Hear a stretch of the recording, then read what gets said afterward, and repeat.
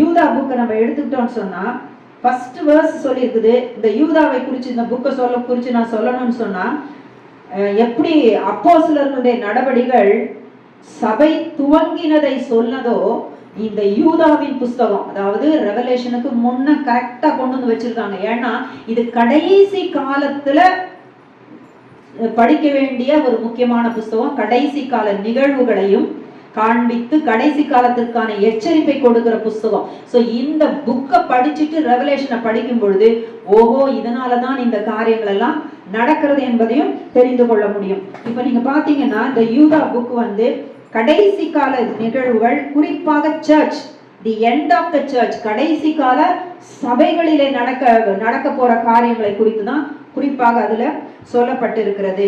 அதனால அடுத்தது வந்து இந்த யூதா யாருன்னு கேட்டா யாரு? இயேசு கிறிஸ்துவினுடைய சகோதரர், அது தெரியும். அதே போல முன்னால சொல்ல அந்த யாக்கோபு, ஜேம்ஸும் இயேசு கிறிஸ்துவனுடைய சகோதரர் தான். ஆனாலும் கூட அந்த இடத்துல அவங்க எழுதும் போது சொல்றாங்க, நாங்க வந்து உங்களுடைய ஊழியக்காரன் தான் சொல்றாங்க. இங்கிலீஷ்ல போட்டிருக்கோம் பாண்ட் சர்வன்ட்னு போட்டிருக்கோம், அடிமைகள், ஸ்லேவ், அப்படிதான் அவங்க தங்களை தாழ்த்துறாங்க. முதல்ல அவரை ஏற்றுக்கொள்ளவில்லை. இவங்க அப்போஸ்தலர்கள் கிடையாது. ஏன்னா இவங்க முதல்ல இயேசுவை ஏற்றுக்கொள்ளல இல்லையா? ஆனா அவர் மரித்து உயிர்த்தெழுந்த பிறகுதான் இவங்க என்ன செஞ்சாங்க? இயேசு கிறிஸ்துவையே ஏற்றுக்கிட்டாங்க. இப்ப அவங்க தங்களை பாண்ட் சர்வன்ட், ஊழியக்காரன் தான் இவங்க சொல்றாங்க. சோ இந்த ஊழியக்காரர்களாக தங்களை காண்பிக்கிற இவங்க என்ன சொல்றாங்க?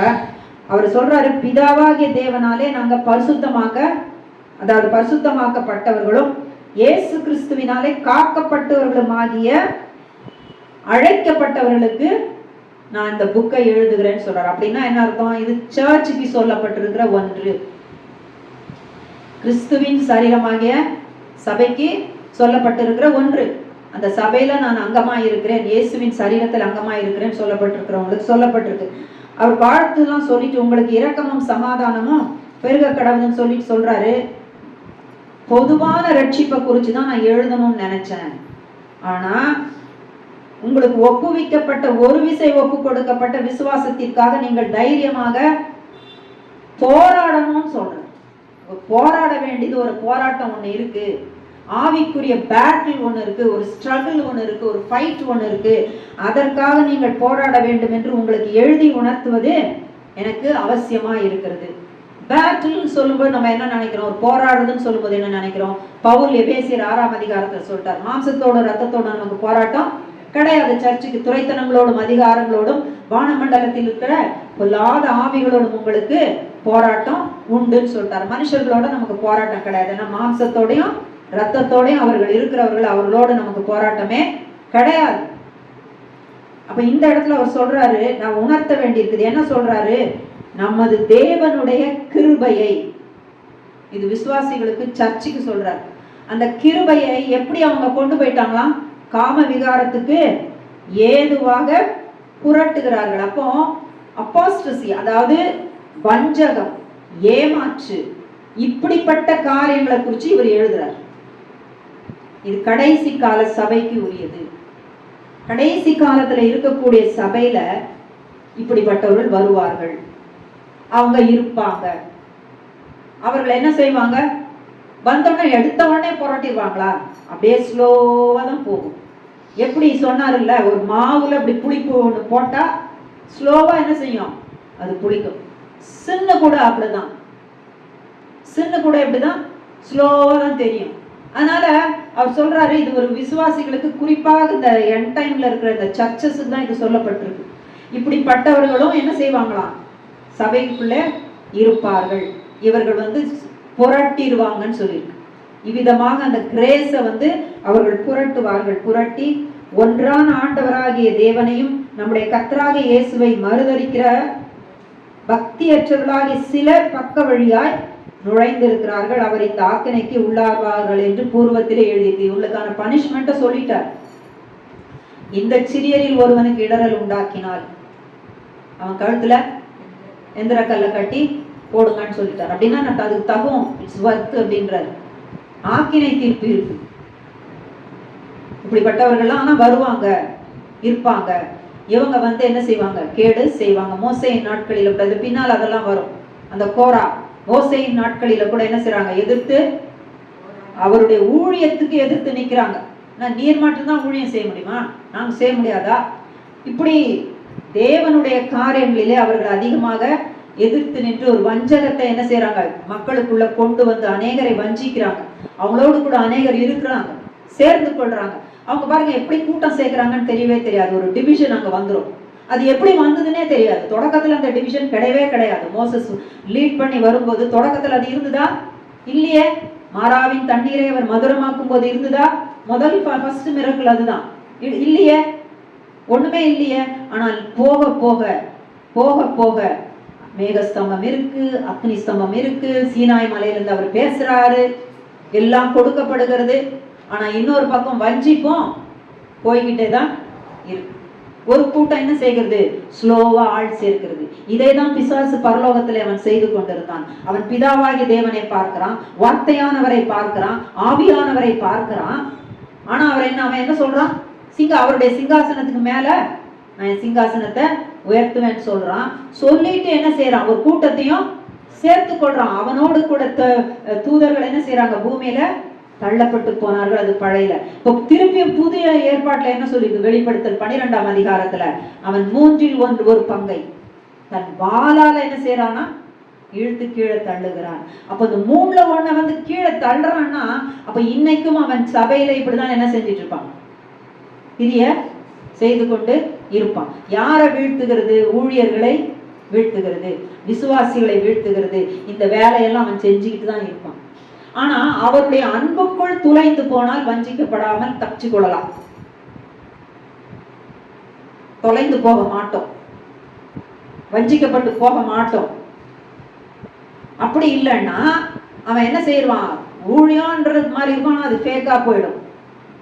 ஏதோ செய்யற மாதிரி இருக்கும், அது ஃபேக்கா இருக்கும். எல்லாமே டிசெப்ஷன். இந்த எபேசு சபையில நடந்தது அதுதான். அவங்க அன்பு இல்லாம வேற காரியங்களுக்குள்ள என்ன செஞ்சிட்டாங்க, எல்லாம் செய்தாங்க. ஆனா அன்பு, ஆதி அன்பு இல்லை. நீ எதுல விழுந்தான்னு பார்த்து அதுல இருந்து எழும்புன்றாரு. எந்த இடத்துல மிஸ் பண்ண, எங்க தப்பு பண்ண, எந்த இடத்துல விழுந்த அதுல இருந்து எழுந்துருன்றாரு. பழையபடி வரணும், பழையபடி வரணும். எந்த இடத்துல விழுந்தாங்களோ அதுல இருந்து எழுமணும். அந்த காரியத்தை ரெக்டிஃபை பண்ணி அவரு வந்து அவரோட கூட சேர்ந்து நடந்து ஓட ஆரம்பிக்கணும். அப்போ சபைக்குள்ள அவன் என்ன செய்யறானா, இப்படிப்பட்ட காரியங்களை எல்லாம் கொண்டு வருகிறான். அவன் வஞ்சகன், அநேகரை கீழே இழுத்து தள்ளுகிறவனாக இருக்கிறான். அந்த குறிப்பாக இந்த 7 வருஷ உபத்திரவ மகா உபத்திரவ டைம்ல அநேகர் விழுந்து போவார்கள். அதேதான் தானியேல் தீர்க்க தரிசன புஸ்தகம் சொல்லுது. அவன் அநேகரை கள்ளமா, தன்னுடைய இச்சக பேசினால் அநேகரை கள்ள மார்க்கத்தான் ஆக்க போறான். தெசலோனிக்கர்ல என்ன சொல்லியிருக்குது, ஃபேக் மிரக்கிள்ஸ், பொய்யான அதிசயம் அற்புதத்தெல்லாம் அவன் என்ன செய்ய போறான், ஆன்டி கிரைஸ்ட் செய்ய போறான். எல்லாமே நடக்கதான் போகுது. அது சயின்ஸ் பேஸ் பண்ணி இருக்கலாம், இல்லைன்னா வேற மெடிக்கல் இதுல இருக்கலாம், பல விதத்துல அது இருக்கலாம், டெக்னாலஜில பல காரியங்கள் இருக்கலாம். எல்லாமே ஃபேக் மிரக்கிள்ஸா இருக்கும். ஸோ ஸ்லோவா பல விதத்துல கடைசி நாட்களில் அவன் என்ன செய்ய ஆரம்பிக்கிறான், வஞ்சிக்க ஆரம்பிக்கிறான். அறிவு பெருத்து போகணும். அதனாலதான் முன்கூட்டியே சொன்னார், அறிவு வந்து பெருத்து போகும், அறிவு பெருத்து போகும். ஆனாலும் ஆட்டுக்குட்டியானுடைய ஜீவ புஸ்தகத்துல பெயர் எழுதப்படாமல் இருக்கிறவங்க தான் யார வணங்க போறாங்க, ஆன்டி கிறிஸ்ட வணங்குவாங்க. ஏன்னா பெயர் எழுதப்பட்டு இருக்கிறவர்கள் எடுத்துக்கொள்ளப்பட்டு இருப்பார்கள், பரலோகத்துல இருப்பார்கள். அவன் என்ன செய்வான், பூமியிலிருந்து அவங்களை தூஷிச்சுட்டு இருப்பான். பரலோகத்தில் உள்ளவைகளையும் பரிசுத்தவான்களையும் தேவனையும் அவருடைய நாமத்தையும் வெளிப்படுத்தல் 13 சொல்ல அவன் தூஷித்துக் கொண்டிருக்கிறான். அவனுக்கு தூஷிக்கிறவனாக அவன் இருப்பான்.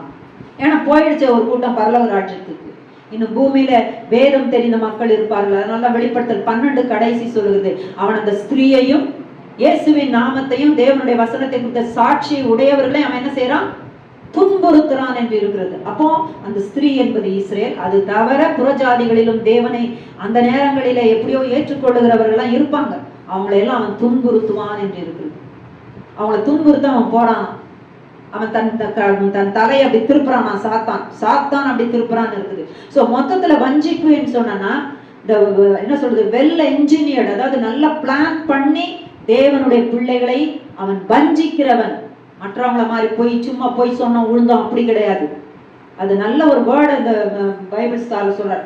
வெல் என்ஜினியர்ட் அப்படின்னா என்ன அர்த்தம், நல்ல அழகா திட்டம் போட்டு பிளான் பண்ணி ஒரு விசுவாசிய கவுத்துவான், ஒரு ஊழியக்காரனை கவுத்துவான், ஒரு சபையை கவுத்தி அப்படியே கலைச்சு போட்டுருவான். அதனாலதான் பவுல் சொன்னாரு, நான் வசனத்தை விதைச்சிட்டு நான் போறேன், என் டைம் வந்துருச்சு. ஆனால் ஓனாய் வருது. அப்போஸ்தலர் 20 அது இருக்கு. ஓனாய் வரும், வந்துட்டு யார வந்து இது பண்ணுமா? வீக்கா இருக்கிற ஆடு எது அந்த மந்தையில என்று பார்த்து அவங்களதான் இது பண்ணிடும். அதனால ஊழியக்காரர்களே, உங்களுக்கு இதை நான் முன்கூட்டியே சொல்லுகிறேன், ஓனாய் வரும். எது வீக்கா இருக்கோ அதை பலப்படுத்து. அப்ப எதுக்கு இம்பார்ட்டன்ஸ் கொடுத்தாங்க? அதிசயம் நடக்குது, அற்புதம் நடக்குது, எல்லாம் நடக்குது. ஆனா சர்ச்சில் எதுக்கு இம்பார்ட்டன்ஸ் கொடுத்தாங்க? பவுல் எதுக்கு இம்பார்ட்டன்ஸ் கொடுத்தாரு? எது வீக்கா இருக்குன்னு பார்த்து அதை ஸ்ட்ரெங்தன் பண்ணு, அதை ஸ்ட்ரெங்தன் பண்ணுன்னு சொன்னார். அதை பலப்படுத்து, ஏன்னா அவன் வருகிறான். இந்த வீக்கா இருக்கிறவங்கள என்ன பண்ணிடுவான்? லபக்குன்னு பிடிச்சிட்டு தூக்கிட்டு போயிடுவான். அவங்க விழுந்துருவாங்க. அவங்களுக்கு இன்னும் அதிகமான சத்தியம் தெரியாது, வசனம் தெரியாது. அப்ப எது? அதனாலதான் சபை எதுல வளர்ந்ததா? கர்த்தருடைய வசனத்துலதான் வளர்ந்தது. அப்பதான் சபை பெருகினது. இது வளராம எதுவும் பெருகாது. அப்படி வளராம ஒண்ணு பெருகுதுன்னா அதுல மிஸ்டேக். பெருகுனா போல ஒரு தோற்றம் இருக்கும், மிஸ்டேக். அதனாலதான் நிறைய பேர் பரலோகராஜ்யம் போக மாட்டாங்க, கொஞ்சம் பேர் தான் போவாங்க. அப்ப நான் எதுக்கு அவரோட, நான் அவருடைய அன்புல தொலைத்து போனோம்னா நான் அவரோட நடக்கணும். அதுதான் என் அழைப்பே. அதுதான் ஃபர்ஸ்ட், அதுதான் அழைப்பு. அதுக்கப்புறம் தான் மற்றதெல்லாம். அழைப்புன்னு நம்ம நிறைய மெசேஜ் கேட்போம் தெரியுமா, அதெல்லாம் அதுக்கப்புறம் தான். இந்த இதுல நம்ம நிலைச்சிருந்து அவரோட அன்புல அப்படியே அவரோட பேச பேசதான் அன்பே வரும். அவரோட நடந்தாதான் அன்பே வரும். அவனோட நடந்தா பாவம் வரும். அவனோட நடந்தா அவன் குணாதிசயம் வரும். இயேசுவோடு நடந்தால் அவருடைய குணாதிசயம் வரும், அவருடைய அன்பு வரும், அவருடைய தியாகம் வரும். அவர் சிலுவையில தன்னை ஒப்பு கொடுத்தார்ல நமக்காக, அது வரும். அதனால்தான் பிலிப்பியர்ல எழுதி இருக்கிறது, ஒருவனும் தன்னுக்குரியவைகளை தேடாமல் பிறனுக்குரிய நன்மையை நாடுவான். எப்படி சொல்லி இருக்குது? அது எப்படி நாடுவான்? பிரசங்கம் கேட்டோம்னா நாடிடுவோமா எல்லாரும்? இல்ல, நான் தான் கேட்கிறேன். பைபிள் டெஸ்ட்ல வேணா எழுதி மார்க் வாங்கிக்கலாம், வசனத்தை எழுதிட்டு போதுமா? பரலாம் போயிடுவோமா? இல்ல அப்படி வந்துருமா? அது நான் கேட்கிறேன். வராது, வரையே வராது. அதெல்லாம் மார்க்லாம் வரும். அவரோடு கூட நடக்கிற அனுபவம் வரணும்னா இதுதான் காலிங்ன்றது முதல்ல தெரியணும் எல்லாருக்கும். இதுக்குதான் இம்பார்ட்டன்ஸ் கொடுக்கணும் ஃபர்ஸ்ட் தெரியும். அதன் பிறகு அவரோடு நடக்க நடக்க நான் அவரை போலவே இருக்கேன், அவரோடு கூட நான் நடக்கணும். அதனாலதான் பழைய ஏற்பாட்டுல ரொம்ப ஒரு இதுவா சொல்லி இருக்கிறது ஏனோக்கு தேவனோடு கூட சஞ்சரித்தான், காணப்படாம இருப்பான். சோ இந்த வஞ்சிப்புன்னு சொல்றது சத்துரு ஒரு வெல் என்ஜினியர்டு என்ன சொல்றது, ஒரு நல்லா பிளான் பண்ணி திட்டம் போட்டு அவன் என்ன செஞ்சிருவான்? வஞ்சித்துருவான். ஆனா வசனம் தெரிந்தது என்று சொன்னால் வஞ்சிக்க முடியாது. இயேசுவின் இடத்துல வந்து கூட அவன் வசனம் தான் சொன்னான். ஆனா அவன் சொன்ன வசனத்தெல்லாம் நீங்க உட்கார்ந்து பாருங்களேன், அப்படியே பேசுன மாதிரி இருக்கும், அப்படியே பட்டுன்னு வேற இடத்துல ஒரு கட்டாயிருக்கும். ஒரு நாள் உட்கார்ந்து இதெல்லாம் நான் பார்த்தேன். அவனும் வசனம் தான் சொன்னான், இவரும் வசனம் தான் சொல்றாரு. இவன் எங்க எதை எப்படி மாத்தினான், அதை மாத்துறதே தெரியல, கட் பண்ணி இருக்கிறதே தெரியல. அந்த அளவுக்கு அவன் பேசி இருக்கிறான் இயேசுவோடு கூட. அப்ப அவருக்கே அந்த நிலைமைன்னா, பச்சை மரத்துக்கு அந்த நிலைமைன்னா, பட்டை மரத்துக்கு என்ன நிலைமை? நிக்கவே முடியாது. அவனுக்கும் வசனம் தெரியும். அதனால கவனமா இருக்கணும். அதனால அவன் திட்டம் போட்டு பக்க வழியாக ஆட்களை கொண்டு வருவான். ஆனால் அப்படிப்பட்டவர்களுக்கு ஆக்கினை இருக்கு. நம்மளை இடறி போக பண்ணி, விழ பண்ணி, சபையை கலைச்சி, ஊழியர்களை விழ பண்ணி, விசுவாசிகளை விழ பண்றவங்களுக்கு ஆக்கினை இருக்கு. வெளிப்படுத்தல சொல்லி இருக்கு. ஒரு சபைக்கு சொல்றாரு, அந்த சபை போதகருக்கு சொல்றாரு, நீ வந்து அந்த ஸ்திரீயை நீ கண்டி இல்லைன்னு சொன்னா, அவ ஊழியக்காரங்களுக்கெல்லாம் அவ இப்படி பண்ணிக்கிட்டு கிடக்குறா, அவளை நான் என்ன செய்வேன்? கட்டில் கிடையை ஆக்கி போடுவேன், அவனுடைய பிள்ளைகளை எல்லாம் நான் என்ன செய்வேன்? சாவடிப்பேன்னு சொல்லிட்டாரு. வார்னிங் கொடுக்குறாரு. அப்படிப்பட்டவர்கள் இருப்பார்கள். எல்லாரையும் நம்பி போக முடியாத ஒரு காலம். அதனால இன்னைக்கு உங்களுக்கு சொல்லப்படுகிறது, நீங்க இயேசுவோடு கூட நடக்கணும்ன்ற ஒண்ணுக்கு தான் இம்பார்ட்டன்ஸ் கொடுத்து அவருடைய வார்த்தையை மட்டும் பிடித்து கொள்ளணும். வேற ஒண்ணும் முக்கியம் இல்லை. தற்போது மீதி எல்லாம் நடக்கும், செய்யதான் வைப்பாரு, நம்ம அதெல்லாம் தானா நடக்கும். ஆனா இதுக்குதான் முழு இம்பார்ட்டன்ஸ். இது இல்லாம நம்மள ஒண்ணும் இழுத்துட்டு போக கூடாது எங்கேயும்.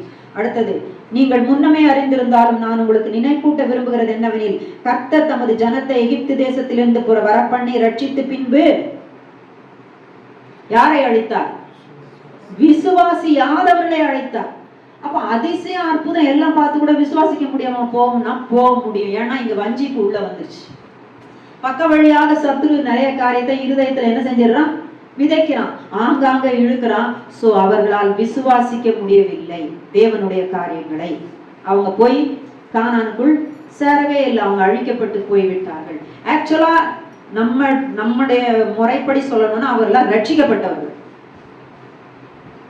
சிவந்த சமுத்திரத்திற்குள் ஞானஸ்நானம் பெற்றவங்க, சிவந்த சமுத்திரத்தை அவங்க கடந்து வராங்க. மேகத்துக்குள் ஞானஸ்நானம் பண்ணப்பட்டவங்க, அவங்க கடந்து வந்தாங்க. பாவம் என்றதெல்லாம் கடந்து எகிப்தை விட்டு கடந்து புது காரியத்துக்குள்ள உடன்படிக்கைக்குள்ள வந்தவங்க அவங்க. ஆனால் அவர்கள் இல்லை. அப்போ இதுவும் இப்படி நடக்குமானா நடக்கும். அடுத்து சொல்றாரு, தங்களுடைய ஆதி மேன்மையை காத்து கொள்ளாமல். இந்த யூதா புக்குடைய இது என்னன்னா, பழைய ஏற்பாட்டினுடைய நிறைய விஷயங்களை சொல்லிட்டு இந்த புதிய ஏற்பாட்டினுடைய சர்ச்சுக்கு வார்னிங் கொடுக்கிறார் விசுவாசிகளுக்கு, பரிசுத்தவான்களுக்கு. அதனாலதான் ஒரு விசை ஒப்புவிக்கப்பட்ட அந்த விசுவாசத்துக்காக நீங்க போராடணும் என்று உணர்த்தும்படியாக நான் இதை எழுதுறேன்னு சொல்லி, இந்த ரட்சிப்பை குறிச்சு எழுதாம எப்படி அவங்க அந்த ஃபெய்த்துக்காக போராடணும். இதுதான் விசுவாசம். இயேசுவை அவரே விசுவாசம், அவரை நம்பி நான் பின்னால போறேனே அந்த விசுவாசம், இந்த விசுவாசத்துக்காக நான் நிக்கணும் என்று சொல்லி அவர் சொல்றாரு. அவர் சொல்லிட்டு சொல்றாரு, இவங்க இது தள்ளப்பட்ட தூதர்கள் ஆதி மேன்மையை காத்து கொள்ளாமல். அப்படின்னா அர்த்தம், இன்னைக்கு நமக்கு நம்மளை எல்லாம் விசேஷித்தவர்களாக, இன்னும் நம்ம சொல்ல ஆசீர்வதிக்கப்பட்டவர்கள், பரலோக ராஜ்யத்துக்குரியவங்க, ஆட்டுக்குட்டியான ஜீவ புஸ்தகத்துல பெயர் எழுதப்பட்டு இருக்கிறவங்க, அதுக்காக சந்தோஷப்படுங்கன்னு சொன்னார்ல, அப்படிப்பட்டவர்கள் நீங்களும் நானும். இப்படிப்பட்டவர்கள் இந்த மேன்மையை காத்துக்கொள்ளாமல், இந்த மேன்மையை காத்துக்கொள்ளாமல் தங்களுக்குரிய வாசஸ்தலத்தை விட்டுவிட்ட தூதர்கள், அந்த தூதர்கள் அவருடைய வாசஸ்தலம் எது? பரலோகம். இன்னும் சொல்ல போனா வாசஸ்தலம்னு சொல்றதை விட அதை இன்னும் எக்ஸ்பிளைன் பண்ணா அவங்க தேவனோடு கூட வாழ்ந்தவர்கள். அவர் எங்க இருக்கிறாரோ அங்க இருந்தவங்க, அவரை வர்ஷிப் பண்ணவங்க, அவரை முகமுகமா பார்த்து கொண்டிருந்தவங்க. நம்ம சொல்றோம் மோசே, அவர் சொல்றாரு மோசே என்னை முகமுகமாக தரிசிக்கிறான்னு சொல்லி சொன்னாரு. அவங்களும் முகமுகமாக தரிசிச்சுட்டு இருந்தாங்க. பட் ஸ்டில் இந்த சாத்தான் ஒவ்வொருத்தையும் பேசினான். இந்த லூசிபர் பேசினான். பேசி என்ன செஞ்சா? கெடுத்தான். கெடுத்ததுல தூதர்கள் என்ன செஞ்சாங்க? இவன் பின்னால போனாங்க. அவங்க தேவனை வர்ஷிப் பண்றதை விட்டுட்டு யாரை வர்ஷிப் பண்ண ஆரம்பிக்கிறாங்க? இவனை வர்ஷிப் பண்ண ஆரம்பிக்கிறாங்க. அவர் வார்னிங் எல்லாம் கொடுக்கதான் செய்யறாரு பரலோகத்துல, அங்கிருந்து தள்ளினார். இதுதான் வாசஸ்தலத்தை விடுங்க. அப்படின்னா என்ன அர்த்தம்? நாம அவர் முன் அந்த பரலோகத்துலதான் இருப்பாங்க, but they worshipped Lucifer. Lucifer தான் வர்ஷிப் பண்ணாங்க. They failed to worship Father God. They failed to worship the word of God. They failed to worship the Holy Spirit. அவரை வர்ஷிப் பண்ணல. அவர்கள் இவனை வர்ஷிப் பண்றதை தெரிந்து கொண்டார்கள். எப்ப இவன் சத்தத்தை ஒருத்தங்க கேட்க ஆரம்பிக்கிறாங்களோ, அதை நம்புறோமோ, அப்பவே நம்ம அவனை வர்ஷிப் பண்றோம். அதனாலதான் நம்ம எப்ப பாவம் செஞ்சோமோ நம்மளும் வர்ஷிப் பண்ணிருக்கிறோம் அவனை. ஆனா இப்ப கிடையாது, இப்ப பண்ண முடியாது, பண்ணக்கூடாது. ஆனா பண்ண முடியுமானா எப்ப வஞ்சிக்கப்பட்டு போவோமோ நம்மை அறியாமல் அவனுக்கு தலை சாய்ப்போம். அப்படிப்பட்டவர்கள், வாசஸ்தலத்தை விட்டவர்கள், மகாநாளின் நியாய தீர்ப்புக்கென்று, அந்த ஒயிட் த்ரோன் ஜட்ஜ்மெண்ட் ரெவலேஷன் 20ல சொல்லிருக்குல்ல, அதற்கென்று நித்திய சங்கிலிகளினாலே கட்டி அந்தகாரத்தில் அடைத்து வைத்து இருக்கிறார். இன்னைக்கு அவங்க இருக்கிறாங்க. ஏன்னா இன்னும் ஒயிட் த்ரோன் ஜட்ஜ்மெண்ட் வரல. they are still there. இது எப்போ நடந்தது? ஆதாமை உருவாக்குகிறதுக்கு முன்பாகவே நடந்தது. அப்போ இருந்த உலகத்திலேயே இது நடந்த ஒரு சம்பவம். இத்தனை காலங்களாக இருக்குது. இன்னும் ஜட்ஜ்மெண்ட்டுக்காக அவங்க வெயிட் பண்ணிட்டு இருக்கிறாங்க. யாருமே தப்ப முடியாது.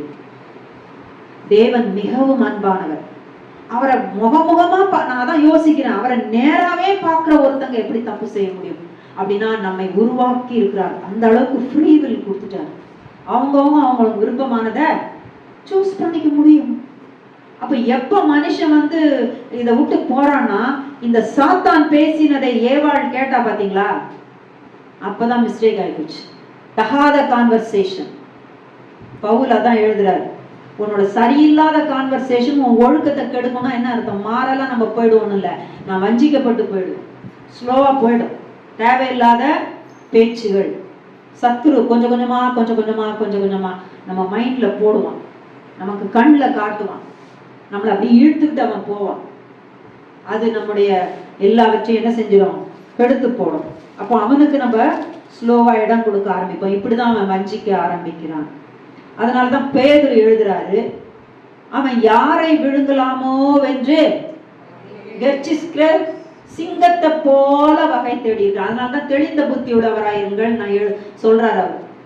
தெளிந்த புத்தினா என்ன? உலக பிரகாரமா இந்த பைத்தியமா இல்லாம நம்ம எல்லாம் இருக்கிறோம் பாத்தீங்களா, இது தெளிந்த புத்தி நம்ம நினைச்சிட்டு இருக்கிறோம். கிடையாது. ரட்சிக்கப்பட்ட அன்னைக்கு ஒரு புத்தி நமக்கு கொடுக்கப்பட்டிருக்கு, அந்த தெளிந்த புத்தி. அந்த புத்தி போயிடுச்சு அப்படின்னா திருப்பி பழைய நிலைமை தான். அது அந்தகாரப்பட்டு குருடாக்கப்பட்ட ஒரு புத்தி. பவுலாதான் சொல்றேன், பேதுராதான் சொல்றாரு, தெளிந்த புத்தி உள்ளவர்களாய் இருங்கள். அவன் யாரை விழுங்கலாமோன்னு கர்ஜிக்கிற சிங்கத்தை போல அவன் அலைந்து கொண்டு இருக்கிறான். அப்ப அதனால இன்றைக்கு நான் சொல்றேன், அவன் இப்படி அலைகிறபடியினால நீங்கள் அவருடைய அன்புக்குள் தொலைந்து போங்க. பாவத்துக்குள் தொலைந்து போக வேண்டாம்.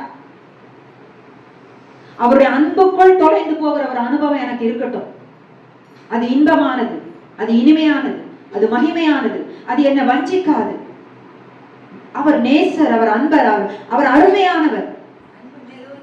He is worthy to be worshipped. He is worthy to be exalted. அவர் ஒருத்தர் தான் அப்படி இருக்கும் பொழுது அவரை விட்டுட்டு எப்படி போக முடியும்? அதனால நான் அவர் அன்புக்குள் தொலைந்து போகிறதே நான் ப்ரிஃபர் பண்ணுகிறேன். நான் அதிலே நான் போறேன், எனக்கு இந்த உலகம் வேண்டாம்னு சொல்லிப்போம். உலகம் சன்னியாசி யார் சொல்லலை, யாரையும் விட்டுட்டு போக சொல்ல. அந்த இருதயத்துல அப்படிப்பட்ட ஒரு வாஞ்சை வரணும். இன்னைக்கு நம்மோடு கூட அவர் பேசி கொண்டு இருக்கிறார். வேதம் சொல்கிறது நல்ல விருப்பங்களை அவர் தருகிறார் என்று சொல்லி இதை கேட்கும் போதே இந்த விருப்பம் எனக்கு வரணும். எனக்கு பல விருப்பங்களை கர்த்தர் கொடுப்பார் தான், நல்ல விருப்பங்களை கொடுப்பார். அந்த விருப்பங்களின் அடிப்படையில நம்ம போவோம். அதுவைகள் வாய்க்கும் போது நம்ம தெரிந்து கொள்வோம், இது கர்த்தர் கொடுத்த விருப்பம். இன்னைக்கு அவர் நம்மிடத்துல பேசுறாரு, நீ என்னையே விரும்பி என்னையே பின்பற்றி என்னோடு கூட நட, என்னுடைய அன்புக்குள் நீ தொலைந்து போ என்று சொல்லி நமக்கு சொல்லி கொடுக்குறாரு. இது என்னுடைய வாஞ்சையா இருக்கணும். நான் உலகத்துக்குள்ளே தொலைந்து போக விரும்பல, நான் பாவத்துக்குள்ள நான் தொலைந்து போக விரும்பல, என் தேவனுடைய அன்புக்குள் நான் தொலைந்து போக விரும்புகிறேன். அவர் எனக்காக ஜீவனை கொடுத்த ரட்சகர். பிதா எனக்காக தன்னுடைய குமாரனை கொடுத்துட்டாரு. ஆவியானவர் எனக்குள் இன்றைக்கு வாசம் பண்ணி கொண்டு இருக்கிறார். ஆகவே இந்த ஆழமான அனுபவங்கள் எனக்கு இருக்கட்டும் என்று சொல்லி நான் அவர் பின்னாக நான் போகணும். நான் தொலைந்து போக வேண்டும் அவருடைய அன்புக்குள். பாடலை ஒருவேளை எழுதிக்கலாம், ஆனா நம்ம வாழ்க்கையிலே அதை வாழணும். அதை விரும்பினால்தான் அவங்களுக்கு அப்ப ஹோலி ஸ்பிரிட் அந்த வேர்ட்ஸ் அழகா கொடுத்துருக்கிறார். நான் தொலைந்துதான் போக வேண்டாம் அவருடைய அன்புக்குள். அப்ப நான் வஞ்சிக்கப்பட்டு போக மாட்டேன். அவர் எப்படி நான் வஞ்சிக்கப்பட்டு போவேன்? ஏன்னா நான் அவர் வார்த்தை தான் நம்புற விசுவாசிக்கிறேன். இவன் அப்படியே வந்து பேசினா கூட எனக்கு எதுவுமே கேட்காது, ஏன்னா இவருக்கு தான் எனக்கு கேட்கும். அடுத்தது, அப்படியே சோதோம் கொமோரா பட்டணத்தார்களும் அவைகளை சூழ்ந்த பட்டணத்தார்களும் அவர்களை போல் விபச்சாரம் பண்ணி, அப்ப ஸ்லோவா அவன் என்ன பண்ணிடுறான்? வஞ்சித்து இன்னும் நிறைய சின்னுக்குள்ள போறான். அந்த சரீர சம்பந்தமான பாவங்கள், கண் சம்பந்தமான பாவம், இப்படி ஸ்லோவா பாவங்களையும் தேவனுக்கு பிரியமில்லாத அருவருப்புகளை எல்லாம் செய்ய வைக்கிறான். ஸ்லோவா கொண்டு போய் அந்நிய மாம்சத்தை தொடர்ந்து கடைசியில என்ன நடக்குது? ஆதியாகமம் 6ஆம் அதிகாரம். அந்நிய மாம்சம். ஏன் நோவா தப்பு வைக்கப்பட்டார்? அவர் he was perfect in the flesh. அவர் அந்நிய மாம்சத்தை அவர் பின்பற்றவில்லை. அந்நிய மாம்சத்துக்குள்ள போல, ஏன்னா தள்ளப்பட்ட தூதர்கள் இருந்தார்கள். அவர்கள் என்ன செய்யறாங்க? குமாரத்திகளோடு, மனுஷ குமாரத்திகளோடு கூட சேருகிறார்கள். அதனால ஒரு சந்ததி வருகிறது. ராட்சதர்கள் பூமியில பிறந்தார்கள் என்று இருக்கிறது. இப்ப இந்த ராட்சதர்கள் பின்னால் அப்படி போறவங்க கொள்றவங்க இப்படி அந்நிய மாம்சத்துக்குள்ள அப்படியே போய்கொண்டே இருக்கிறாங்க. ஆனா நோவா he was perfect. அன்றைக்கு வாழ்ந்தவங்கள்ல அவருடைய மாம்சம் பெர்ஃபெக்டா இருக்குது. ஆனா அவர் அப்புறம் தான் ரட்சிக்கப்படுறாரு. இதை எபிரேயர் சொல்லி இருக்குது. தேவன் அவரோடு கூட பேசின பிறகுதான் அவரே ரட்சிப்புக்குள்ள வந்திருக்கிறார். ஆனா அவருடைய மாம்சம் பெர்ஃபெக்டாக இருந்தது. ஆகவே தேவன் பார்க்கிறார், இவன் நீதிமான். அப்படி என்றுதான் தேவனுடைய கண்ணில ஒரு கிருபை கிடைத்தது. அவரும் அவருடைய குடும்பமும் ரட்சிக்கப்படுகிறது, காப்பாற்றப்படுகிறார்கள். அந்நிய மாம்சத்தை இவர்கள் தொடர்ந்து போகாதவர்கள். அந்நிய மாம்சத்தை தொடர்ந்து போன எல்லாரும் அழிக்கப்பட்டார்கள். வெள்ளத்திலே வெள்ளத்தால் உலகம் நியாயம் தீர்க்கப்பட்ட, தண்ணீரினாலே நியாயம் தீர்த்தார். இனி வரும் உலகத்தை அக்கினியினாலே நியாயம் தீர்ப்பார் என்று சொல்லி வேதவசனம் திட்டவட்டமாக சொல்லுகிறது. இனி தண்ணீரினால் அழிவு அல்ல. நோவாவோடு கூட ஒரு உடன்படிக்கை பண்ணினார். அவர் சொன்னாரு, மனுஷனுடைய இருதயம் எப்படி இருக்குதோ அவனுடைய சிந்தனை அவன் சிறு வயது முதல் கொண்டு பொல்லாததா இருக்கிறது என்று நான் கண்டுட்டேன்னு சொல்லி இவர் ரொம்ப மனசு வருத்தப்பட்டு சொல்றாரு. இனி நான் தண்ணீரினாலே அழிக்கிறது இல்லை அப்படின்னு சொல்லி நித்திய உடன்படிக்கை பண்ணி அதற்கு அடையாளமாக வானவில்லை, அந்த உடன்படிக்கைக்கு அடையாளமா ஒரு வானவில்லை வச்சார். அதனால்தான் மழை ரொம்ப வந்துருச்சுன்னா வானவில் வந்துடும். எல்லாரும் சொல்லுவாங்க வானவில் வந்தா மழை வராது. அது தேவனுக்கும் மனிதனுக்கும் இடையில இருக்கிற உடன்படிக்கையின் அடையாளமாக தேவன் வைத்தார் அதை வானத்தில். ஆனா இன்னொன்னு சொல்லிட்டாரு, கடைசி காலத்துல அக்கினியினாலதான் அழிப்பார். ஆகவே எல்லாம் இதற்காக தான் காத்து கொண்டு இருக்கிறது. அத பேதுரு எழுதுகிறார். எல்லாம் அதுக்காக தான் அக்கினியினால் அழிக்கப்படும். அதுக்காக தான் இந்த உலகம் காத்து கொண்டு இருக்கிறது. ஆனால் தேவனுடைய பிள்ளைகளும் நீங்களும் நானும் அவர் மத்திய ஆகாயத்தில் இயேசு கிறிஸ்து வர நாம் மறுரூபப்பட்டு நம்ம சந்தோஷமாக நம்ம கடந்து போவோம். நமக்கு மகிமையான காரியத்தை வைத்திருக்கிறார். இந்த மாம்ச சரீரம், இந்த குறைவுள்ள தேகம், பலவீனமான இந்த தேகம் எல்லாம் மகிமைப்படும். இயேசுவை போலவே நாம் இருப்போம். ஹல்லேலூயா, ஹல்லேலூயா. அந்த மத்திய ஆகாயத்திலே அவரை சந்திக்கும் பொழுது மிகுந்த மனமகிழ்ச்சியோடு கூட நாம் எடுத்துக்கொள்ளப்படும். ஹோலி ஸ்பிரிட் அதற்காக இன்றைக்கு உங்களையும் என்னையும் ஆயத்தம் பண்ணி கொண்டிருக்கிறார். இதுதான் இன்றைக்கு சபைகளிலே நடக்க வேண்டிய ஒன்று. அந்நிய மாம்சம் வந்துவிடக் கூடாது. அப்ப இன்னைக்கு அந்நிய மாம்சம் வருமா? இல்லையே, நாங்கெல்லாம் அப்படி எல்லாம் போக மாட்டோமே, எல்லாமே சரியா தானே இருக்குது அப்படி சொல்லி நம்ம யோசித்து கொண்டுதான் இருப்போம். நீங்க பாருங்க, ஒரு கம்ப்யூட்டரை ஓபன் பண்ண வேண்டியது, அதுல இருக்க வேண்டியது, அப்புறம் அதுக்குள்ளே போயிடுவாங்க. அதுக்குள்ளே போய் போய் போய் அந்த சின்ன எப்படி போயிடும், எங்கேயோ போயிடும். ஒரு ஏஐ கூட பேசும்போதே என்ன வந்துருது, லவ் வந்துருது. லவ் வந்துட்டோன்னா என்ன வந்துருது, அந்த ஏஐ கல்யாணம் பண்ணிக்கணும்னு வந்துருது. ஏஐ கல்யாணம் பண்ணிக்கணும்னு வரும்போது முடியுமா? முடியாது. செத்துப்போ, தற்கொலை செய்து கொள். அப்ப நீ எதோட நீ வாழ்ந்த இவ்வளவு நாளா? அந்நிய மாம்சத்தோட வாழ்ந்தியா? இந்த அந்நிய மாம்சத்தை உனக்கு கொடுத்தது எது? அவன் கொடுக்கிறான். அவன் பல விதத்துல உள்ள வருகிறான். ஏன்னா நீ வாழ ஆரம்பிக்கிற. சில பேர் கனவுலே வாழ்ந்துட்டு இருப்பான். கனவு கன்னிகள். ஆனா கனவு கன்னி, கனவுல வருவா கன்னி. ஒருத்தன் அங்க அதோட வாழ்ந்துட்டு இருப்பான். அவன் நினைப்பான், எனக்கு இது இன்பமா இருந்தது என் வாழ்க்கை. இப்படிப்பட்டவன் எல்லாம் ஒழுங்கா கல்யாணம் பண்ணிட்டு ஒழுங்கா ஒய்ஃபோட இருக்கவே மாட்டான். இருக்க மாட்டான். அதே போலதான் கேர்ள்ஸும் அதை விரும்பிடக்கூடாது. பிசாசு பல விதத்துல வருகிறான். அவன் எப்படி எப்படியா வருகிறான். அந்நிய மாம்சத்தை நான் தேடி போலே நம்ம நினைப்போம். உங்ககிட்ட கனவு வருதா, யோசிச்சுப்பார். தேவனுடைய பாதத்துல உட்காரு. அதை நீ விரும்பாத. அது இனிமையா இருக்குதுன்னு சொல்லாத, அது நல்லா இருக்குதுன்னு சொல்லாத. அதை தேடி நீ போகாத. பிசாசு வாழ விட மாட்டான். எல்லாம் அந்தகார சக்திகள். அதெல்லாம் இன்னைக்கு பல விதத்துல அந்நிய மாம்சத்தை அவன் கொண்டு விதைத்து கொண்டே இருக்கிறான். இன்னைக்கு நிறைய பேருடைய லைஃப் நிக்காம போறதுக்கு காரணம் இது ஒண்ணு. இன்னைக்கு அவர் நம்மோடு கூட பேசி கொண்டு இருக்கிறார். எனக்கு இப்படி யாருக்கிட்டையும் பேச எனக்கு விருப்பம் கிடையாது, அதையும் சொல்லிடுறேன் நான். ஆனால் வேதம் சொல்லுகிறது சத்தியத்தை சத்தியமா சொல்லணும். பவுல் ஒரு இடத்துல சொல்லி இருக்கிறாரு, இந்த மாதிரி அவர் எனக்கு என்னெல்லாம் கொடுத்தாரோ அத்தனை ரகசியத்தை நான் உங்களுக்கு சொல்லிட்டேன். என் கைகள் என்ன செய்ய எல்லா ரத்த பழிக்கும் நீங்களாய் இருக்கிறது என்று வேதவசனம் சொல்லுகிறது. அவர் அப்படி சொல்லியிருக்காரு பவுல். அப்ப இன்றைக்கு நம்மோடு கூட அவர் பேசி கொண்டு இருக்கிறார். எது உன்னை அதிகமாக இருக்கிறதோ நீ அதோடு கூட வாழ்ந்து கொண்டு இருக்கிறார். நம்ம சொல்லுவோம் பாவத்துக்கு அடிமையா இருக்கிறோம், இன்னொரு இதுல சொல்லலாம். பட் இன்னொரு விதத்துல அது அந்நிய மாம்சம். அந்நிய மாம்சத்துக்குள்ள போகாதன்ற எல்லாத்தையும் ஈவில் ஸ்பிரிட்ஸ் எல்லாத்துக்கு பின்னாலே இருந்துட்டு கிரியை செஞ்சுட்டு இருக்குது. மனுஷனுக்கு கண்ணு தெரியல, புரியல, அது ஈர்த்துட்டே இருக்குது, அது ஈர்த்துட்டே இருக்குது. அவனால அதை விட முடியல. நம்ம இன்னொரு வார்த்தை சொல்லுவோம், அடிக்ட். என்ன ஆயாச்சு? அடிக்ட் ஆயாச்சு. எது ஒண்ணு நம்மள ஆளுதோ அப்புறம் அதை நம்ம மேற்கொண்டு வெளியே வரணும் வேதம் சொல்லுது. அதனால அதெல்லாம் உதறி தள்ளிட்டு எனக்கு இதெல்லாம் வேண்டாம். ஏன் என்ன இது ஒரு அடிக்ட் மாதிரி என்ன ஆக்குது, இது எனக்கு வேண்டாம்னு தூக்கி போட்டுட்டு என்ன செய்யணும்? அவரை பின்தொடர ஆரம்பிக்கும், அவரை பிடித்து கொள்ளணும். ஸ்லோவா அவன் தனக்குள்ள கொண்டு போயிடுவான். அதனாலதான் பவுல் எழுதுறாரு, பிசாசுக்கு இடம் கூடாது. ஏன் அதெல்லாம் எழுதணும்? நாங்க தான் மரிச்சா பரலோக ராஜ்யம் போயிடுவோமே, இயேசு வந்த பரலோக ராஜ்யம் போயிடுவோமே, எதுக்கு அந்த வசனம் எல்லாம் நமக்கு இருக்கணும்? தேவை. பக்க வழியாக அவன் வருகிறான். அவன் நேரா வர மாட்டான், பக்க வழியா தான் வருவான். ஏவாள்கிட்ட கூட பக்க வழியா தான் வந்தான். சாத்தான் அங்க இருந்தான், தள்ளப்பட்ட தூதர்கள் பூமியில இருந்தாங்க. அவங்களுக்கு தெரியும் தேவன் வருகிறார், இந்த தோட்டத்துல மனிதன் ஒருத்தனை உண்டாக்கி வச்சிருக்கிறாரு. ஆனா அவனோ பக்க வழியாக வந்தான். முதல்ல சர்ப்பத்தை வஞ்சித்தான், அதன் பிறகு அதை உபயோகப்படுத்தினான். அவன் டைரக்டா தன்னை காட்டவே இல்லை. அதனால எதுவுமே நேரடியா நமக்கு தெரிய போறது கிடையாது.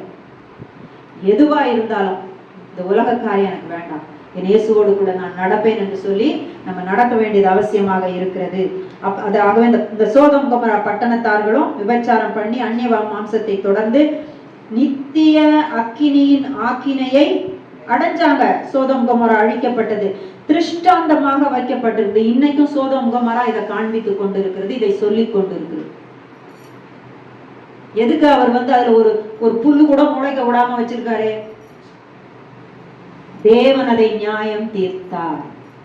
இப்படிப்பட்ட பாவம் இருக்குமானால் தேவனுடைய நியாய தீர்ப்பு நிச்சயம்.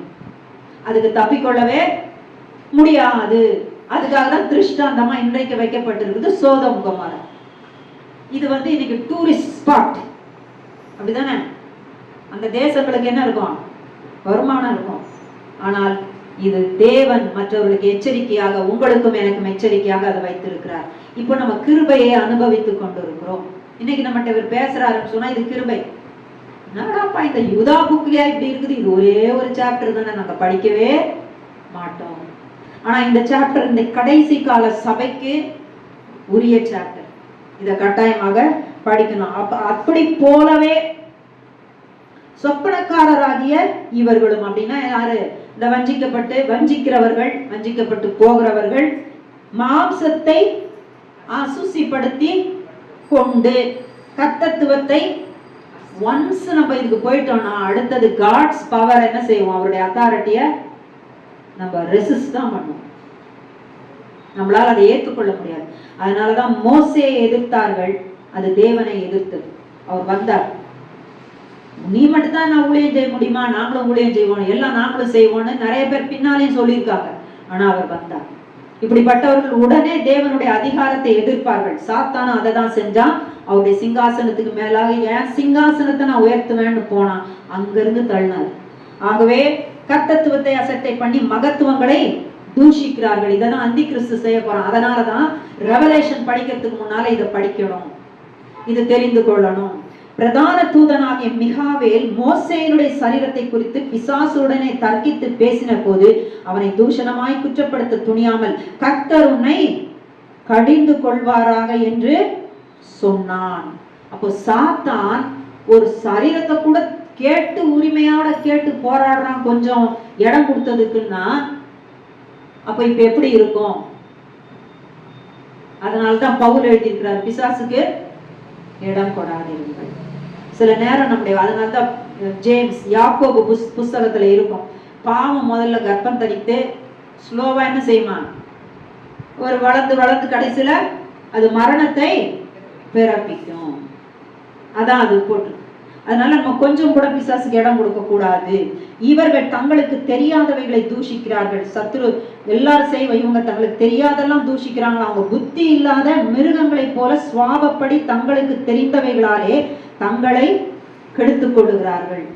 இவங்களுக்கு தெரிஞ்சதுன்னு ஒண்ணு இருக்கும், அதை வச்சு தங்களையே கெடுத்துக் கொள்வாங்க. தங்களதுதான் ஞானம், தங்களுக்கு தெரிந்ததுதான் கர்த்தருடைய ரெவலேஷன், தங்களுக்கு தெரிஞ்சதுதான் அவருடைய பரிசுத்த காரியம் என்று சொல்லி தங்களையே கெடுத்துக் கொள்வார்கள். இவர்களுக்கு இவ்வளவு சொல்லிட்டார், இவர்களுக்கு ஐயோ. இவர் ரட்சிப்பை குறித்து தான் எழுத வந்தாரு. ஆனா இவர் எதனால அவர் எழுதுறாரு? இவரும் ஒரு சபைக்கு பாஸ்டர், ஒரு சர்ச்சில் இவங்க வச்சிருக்கிறாங்க, சபை இருக்கு. அப்ப இவர் பாக்குறாரு, அந்த காலத்து விசுவாசிகளை பாக்குறாரு. அப்போ இந்த விசுவாசத்துக்காக கொஞ்சம் போராட வேண்டியது அப்படின்னா என்ன அர்த்தம்? என்னுடைய ஃபெய்த்தை நான் காத்து கொள்ள வேண்டியது அவசியமாயிருக்கிறது. என்னை கிறிஸ்துவின் அன்புக்குள் காத்துக்கொள்ள வேண்டியது அவசியமாயிருக்கிறது. அவருக்குரிய நம்பிக்கைக்குள் காத்துக்கொள்ள வேண்டியது அவசியமாயிருக்கிறது. ரட்சிக்கப்பட்டது உண்மைதான், கிரேட் திங் தான், பெரிய மிரக்கல் தான். ஆனா இப்ப காத்து கொள்ளும்படியாக நான் போராட வேண்டியது அவசியமா இருக்கிறதுன்னு சொல்லி இவர் ரட்சிப்பை குறிச்சு எழுதாம அவர் ரொம்ப பேர்டனோட ஹோலி ஸ்பிரிட்டுடைய நடத்துதலின்படி இதை எழுதி விட்டார். அதனால இவர்களுக்கு ஐயோ அப்படின்னு சொல்லிட்டு இவங்களை ஒருத்தரோட ஒப்பிடுறார். யாரோட? காயின், பீலையா, அடுத்தது கோரா. இவங்க அதாவது இவர்கள் காயினுடைய வழியில் நடந்து அதான் அந்த காணிக்கை விஷயங்கள் பலி செலுத்துறது, பீலையாம் கூலிக்காக செய்த வஞ்சகத்திலே விரைந்தோடி கோரா எதிர்த்து பேசின பாவத்திற்குள்ளாகி கெட்டு போனார்கள் சொல்லிட்டு இப்ப சொல்றாரு பாருங்க, இவர்கள் இப்படிப்பட்ட வஞ்சகர்கள் உங்கள் அன்பின் விருந்துகளில் அவங்க அங்க இருக்கிறாங்கன்னாலே நமக்கு கரை. எப்ப ஆபத்துன்னு தெரியல, இவங்க எப்ப என்ன பண்ணுவாங்கன்னு தெரியாது, எப்படி வஞ்சிப்பாங்க, பேசுவாங்க, கொள்வாங்க நமக்கு தெரியாது. கரைகளாக இருந்து பயமின்றி கூட விருந்துண்டு தங்களை தாங்களே மேய்த்துக் கொள்ளுகிறார்கள். இவர்கள் காற்றுகளால் அடியுண்டோடுகிற தண்ணீரற்ற மேகங்களும் இலை உதைந்து கனியற்று 2 தரம் செத்து வேறற்று போன மரங்கள். இப்படிப்பட்டவங்க ஒன்ஸ் அவங்களுக்கு ஆக்கினை தீர்ப்புன்றதுனால தான் அப்படி போட்டுருக்கு, 2 முறை செத்து போன வேறற்ற மரம் சொல்லி அப்படியே வச்சிடுறாரு. இவங்கெல்லாம் பக்க வழியிலே உள்ள வந்துடுறாங்களா? எங்க வந்துடுறாங்களா? தேவனுடைய பிள்ளைகள் மத்தியிலே வந்து விடுகிறார்கள். அதனாலதான் ஆவியானவர் கொடுக்கிற கிஃப்ட்ஸ்ல ஒரு கிஃப்ட் இருக்கும், அது ஆவிகளை பகுத்தறியறதுன்னு ஒண்ணு இருக்கு. இது தனிதான்.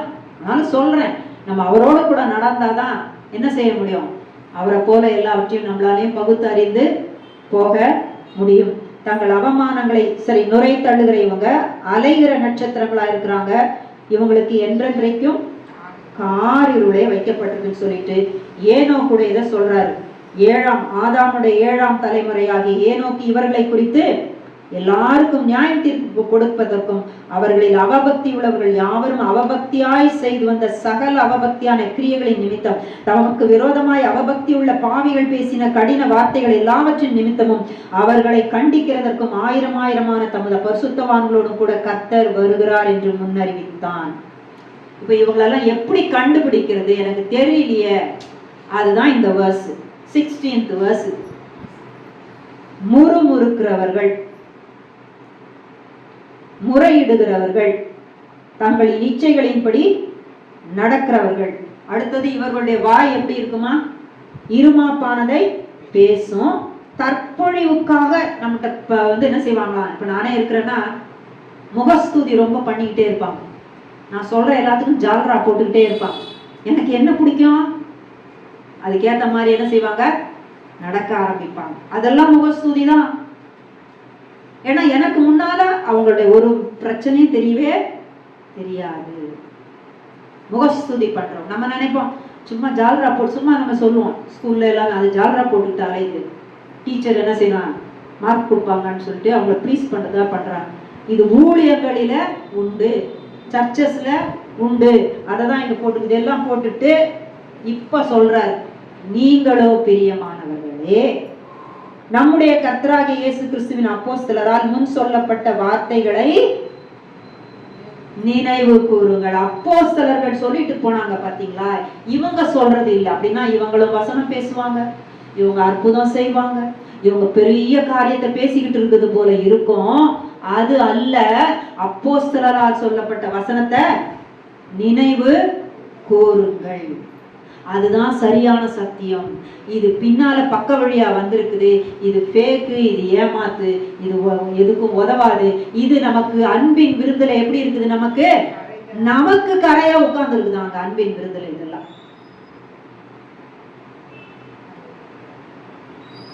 அதனால அவர் சொல்றாரு, வசனத்தை நினைவு கூறு. கடைசியிலே காலத்திலே தங்கள் துன்மார்க்கமான இச்சைகளின் படிக்கு நடக்கிற பரியாசக்காரர், இது அடுத்த பாயிண்ட், தோன்றுவார்கள் என்று உங்களுக்கு சொன்னார்களே அப்படின்னு சொல்லிட்டு, இவர்கள் பிரிந்து போகிறவர்களும் ஒரு ஸ்டேஜ் வரும்போது வஞ்சித்துட்டாங்கன்னு வச்சுக்கோங்க, ஏமாத்திட்டாங்கன்னு வச்சுட்டோங்க, அவள் டக்குன்னு அப்படி நைசா நழுவி அப்படி போயிடுவாங்க. அனுபவங்களை எழுதியிருக்கிறாங்க ஆவியில நிரம்பி. இவங்க எல்லாம் பிரிந்து போயிடுவாங்க ஒரு ஸ்டேஜ்ல.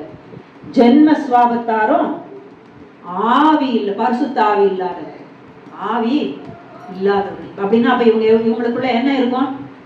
பரிசுத்த ஆவி மாதிரி என்னதான் உட்கார்ந்துருக்கும்? அசுத்த ஆவி. They are possessed. ஆனா வெளியே தெரியவே தெரியாது. ஆட மாட்டார்கள். ஊழியக்காரன் கை வச்சா ஆட மாட்டாங்க. ஆனா வேதம் சொல்லுகிறது இவர்கள் அன்பின் விருந்துகளிலே கரைகளாய் இருக்கிறார்கள். அப்போ ஒரு ஊழியக்காரனோ ஒரு ஊழியக்காரியோ ஒரு விசுவாசியோ இதை எப்படி கண்டுபிடிக்க முடியும்? அவருடைய அன்புல தொலைந்து போனாதான் நான் இதுல வஞ்சிக்கப்பட்டு போக மாட்டேன். நான் அவருடைய அன்புல தொலைந்துதான் போனோம் அப்படின்னா என்ன அர்த்தம்?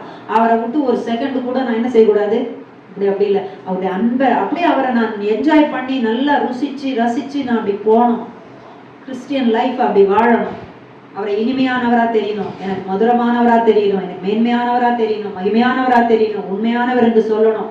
எந்த நெருக்கத்திலும் ஆஹா இயேசு கைவிட மாட்டார்னு சொல்லணும், அவர் என்னை விட்டு போக மாட்டார்னு சொல்லணும், அவர் வாக்கு பண்ணியிருக்காருன்னு சொல்லணும், அவர் நான் விழுந்துட்டா கூட அவரை என்னை தூக்கி விடுவாருப்பா அப்படி சொல்லணும். தைரியமா நிக்கணும், இயேசுவுக்காக நான் வாழ்வேன்னு சொல்லணும். இந்த உலகம் எனக்கு வேண்டாம்னு சொல்லணும். பழைய மனுஷனை தூக்கி போட்டுட்டு எப்பவும் புதிய மனுஷனை தரித்தவர்களாக நம்ம இருக்கணும். ஆகவே எல்லாம் சொல்லிட்டு அவர் சொல்றாரு இல்லையா, நீங்களோ பரிசுத்த பிரியமானவர்களே உங்கள் மகா, இதுதான் ஒரு விசுவாசிக்கு சொல்ற வசனங்கள் பின்னால. மகா பரிசுத்தமான விசுவாசத்தின் மேல் முதல்ல விசுவாசம் சொன்னாரு, இப்ப சொல்றாரு உங்களை அந்த விசுவாசத்துல நீ உன்னை உறுதிப்படுத்தி கொண்டு எதுக்குள்ள, ஏன்னா இவங்க எல்லாம் அசுத்த ஆவியில இருக்கிறவங்க. இப்ப இவர் சொல்றாரு நீ பரிசுத்த ஆவிக்குள் ஜெபம் பண்ணி, சுயம் இல்ல, சுயம்னு ஒண்ணு வரும் அதுவும் கிடையாது. பரிசுத்த ஆவிக்குள் ஜெபம் பண்ணி தேவனுடைய அன்பிலே உங்களை பாருங்க, எதுலதான் வரணுமா? அன்புலதான் காத்துக்கொள்ளும். தேவனுடைய அன்புல காத்துக்கொண்டு நித்திய ஜீவனுக்கு ஏதுவாக நம்முடைய கர்த்தராகிய இயேசு கிறிஸ்துவினுடைய இரக்கத்தை பெற காத்திருங்கள். அவருக்காக காத்திருக்கிற ஒரு அனுபவம் அது என்னைக்கு இருந்துட்டே இருக்கணும். என் இயேசுவை நான் எப்பொழுது பார்ப்பேன், அதுவும் இருக்கணும். சொல்லிட்டு அல்லாமலும் நீங்கள் பகுத்தறிவு உள்ளவர்களாக இருந்து சிலருக்கு இரக்கம் பாராட்டி சிலரை அக்கினியிலிருந்து இழுத்து விட்டு பயத்தோட ரட்சித்து, சரி இதெல்லாம் இருக்கட்டும். மாம்சத்தால் கரைப்பட்டு இருக்கிற வஸ்திரத்தையும் அதை வெறுத்து தள்ளிடு. மாம்சத்தால கரைப்பட்டு ஏதாவது உனக்கு இருந்தா அதை வெறுத்து தள்ளிட்டு நீ கரெக்டா இந்த லெவலுக்கு நீ வந்துரு. சொல்லிட்டு இது உன்னால முடியாது, இது நீ நட, அன்புல அவரை காத்துக்கோ. அவர் உன்னை என்ன செய்யறாரு? வழுவாதபடி உங்களை காக்கவும் தமது மகிமையுள்ள சன்னிதானத்திலே மிகுந்த மனமகிழ்ச்சியோட, அவருடைய சன்னிதானத்துல மிகுந்த மனமகிழ்ச்சியோட மாசற்றவர்களாய், பாருங்க நம்மளை கரைப்படுத்த இத்தனை வருது, நம்மளை வஞ்சிக்க இவ்வளவு வருது, ஆனா இவர் நம்மளை எப்படி காத்துப்பாராம்? மாசற்றவர்களாய் இவர் நம்மளை காத்துப்பாராம். அப்ப இவருடைய அன்புல நான் தொலைந்து போனால் எந்த ஒரு கரையும் எனக்கு வராது, நான் வஞ்சிக்கப்பட்டு போவே மாட்டேன், என்னை ஒன்னும் அசைக்க முடியாது, பிசாசு என்னை வஞ்சிக்கவே முடியாது. மாசற்றவர்களாய் நிறுத்தவும் வல்லமை உள்ளவரும் தாம் ஒருவரே ஞானம் உள்ளவர். ஏன்னா இது நம்ம ஞானத்தினால இது முடியாது. தாம் ஒருவரே ஞானம் உள்ளவரும் நம்முடைய இரட்சகராகிய தேவனுக்கு கனமும் மகத்துவம் வல்லமையும் அதிகாரமும் இப்பொழுதும் எப்பொழுதும் உண்டாவதாக சொல்லி ஆமேன்னு சொல்லி முடிச்சிட்டேன். ஒரு சாப்டர், ஆனா இதுல நிறைய இருக்கு ப்ரீச் பண்ண. உங்களுக்கு சிம்பிளா தான் பிரசன்ட் பண்ண வச்சிருக்காரு. நம்மோடு கூட அவர் பேசி இருக்கிறார். அப்ப இந்த புது வருஷம், அதாவது ரோமர் கேலண்டர்ல இருக்கிற இந்த புது வருஷம் இயேசுவின் வருகை ரொம்ப சமீபம்னு சொல்லுது ஒரு பக்கம் எனக்கு. இன்னொரு பக்கம் தேவன் நமக்கு சொல்றாரு, என்னுடைய அன்புக்குள் நீ தொலைந்து போ. உலகத்துக்குள்ள தொலைஞ்சு போகாத, பாவத்துக்குள்ள தொலைஞ்சு போகாத, அந்நிய மாம்சத்தை தேடி போகாத. நீ அடிக்டா எதுலையா இருந்தீங்கன்னா முதல்ல வெளியே வந்து அப்படின்னா அந்நிய மாம்சத்தை நீ தேடி போற ஒரு நபராயிருவ. பின்னால அது அவருடைய முடிவு அப்படிதான் போயிடும். உன்னால அதுல இருந்து வெளியே வரவே முடியாது. இப்படிப்பட்டவர்களுக்கெல்லாம் ஆக்கினை இருக்குன்னு சொல்லிட்டாரு. ஒரு பக்கம் பனிஷ்மெண்ட்டையும் சொல்றாரு, ஒரு பக்கம் நம்மை கரை திரை இல்லாமல் காக்கிறவர் என்று சொல்லுகிறார். எப்போ நான் அவருடைய அன்புக்குள்ள தொலைஞ்சு நான் போய் ஜெபம் செய்.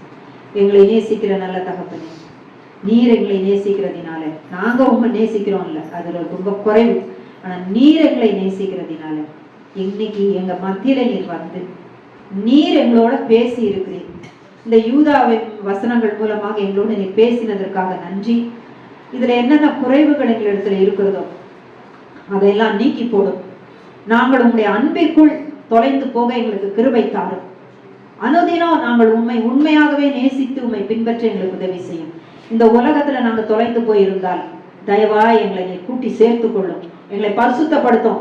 ஆமே. இந்த வஞ்சகர்கள் எங்களுடைய அன்பின் விருந்துகளிலே கரைகளாய் இருக்கிறார்கள் என்று இருக்கிறதே, எங்களுக்கு கரையா அவங்க இருக்கிறாங்க. அவர்களுக்கு எங்களை விலக்கி காத்துக்கொள்ளும். சகல வஞ்சிப்புக்கும் விலக்கி காத்துக்கொள்ளும். பிசாசினுடைய எல்லா வலை கண்ணிக்கும் விலக்கி காத்துக்கொள்ளும். நாங்கள் வஞ்சிக்கப்பட்டு போகாதபடிக்கு உங்களுடைய அன்புக்குள் தொலைந்து போக எங்களுக்கு கிருபை தாரும். இயேசுவின் நாமத்தில் ஜெபிக்கிறோம் பரிசுத்த பிதாவே, ஆமென்.